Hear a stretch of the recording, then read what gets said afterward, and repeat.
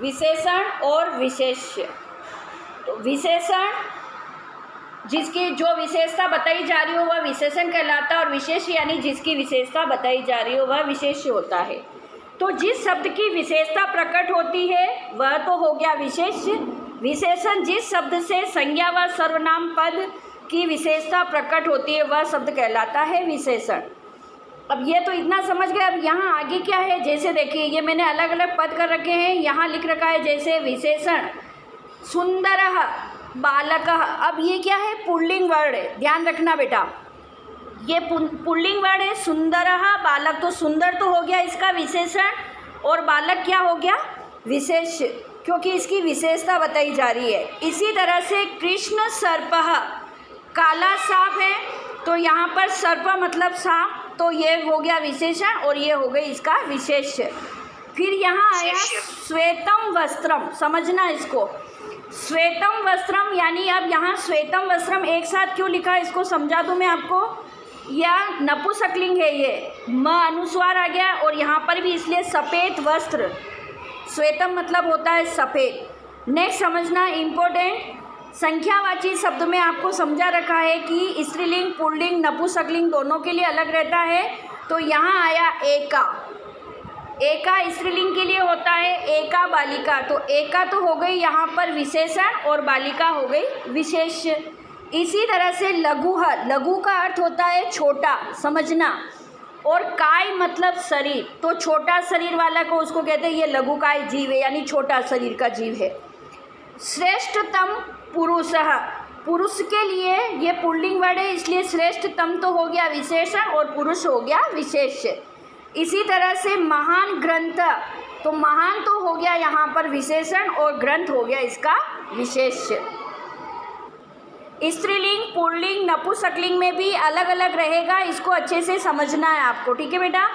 जैसे देखो स्त्रीलिंग में, पुल्लिंग में हम बोलते हैं कि वह लड़का सुंदर है, तो वहाँ लिखा जाता है सुंदरः बालकः, ध्यान रखना। और लड़की सुंदर है, अपन कहते हैं वह लड़की सुंदरी है, सुंदर है, तो वहाँ सुंदर बालिका नहीं लिखा जाएगा, वहाँ लिखा जाएगा सुंदरी बालिका। अब सुंदरी विशेषण हो गया और बालिका हो गया विशेष्य। और अगर नपुंसकलिंग वाला वर्ड है तो यहाँ आएगा सुंदरम वनम, सुंदर वन है, सुंदर जंगल है। तो अब आप देखो तीनों वर्ड सुंदर सुंदर में ही है, लेकिन पुल्लिंग में इस तरह से आएगा विसर्ग लगते हुए, स्त्रीलिंग में ये रहेगा और नपुंसकलिंग में ये रहेगा। नेक्स्ट है जैसे महान पुरुषः, तो महान हो गया विशेषण, पुरुष हो गया विशेष्य, ये हो गया पुल्लिंग के लिए। महती यहाँ हो गया स्त्रीलिंग के लिए महान। अब ये कहते हैं वह महान कन्या है या महान बालिका है, तो उसके लिए महान संस्कृत में नहीं लगता है, संस्कृत में उसके लिए महती बोलना पड़ता है। महती यानी महान कन्या है, यानी समझदार लड़की है।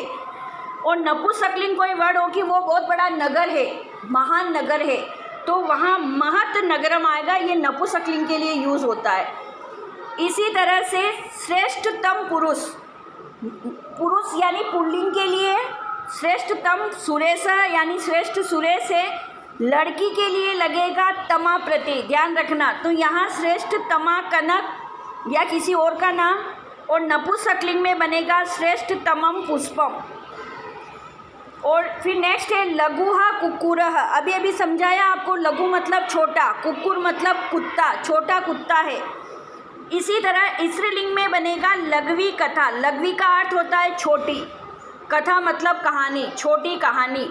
और अगर नपुंसकलिंग वर्ड लेना है तो ओनली लघु काव्यम यानी छोटा काव्य है ये। फिर है एक बंदर, देखो संख्यावाची में सीखो, यहाँ दे रखा है एकः वानरः, बताइए इसमें विशेषण क्या है, एकः वानर में कौन बताएगा? यस मैम, विशेषण एक। Very good. और वानर हो गया विशेष्य। देखो लिखने का तरीका ये, हाँ लिखने का तरीका यही रहेगा कि पुल्लिंग है तो संख्यावाची के साथ एका लगेगा। स्त्रीलिंग आया एका अजा, एक बकरी, अजा मतलब होता है बकरी, तो एका लगेगा। और एकम फलम, ये नपुंसकलिंग है तो यहाँ लगेगा एकम फलम, तो एकम हो गया विशेषण और फलम हो गया विशेष्य।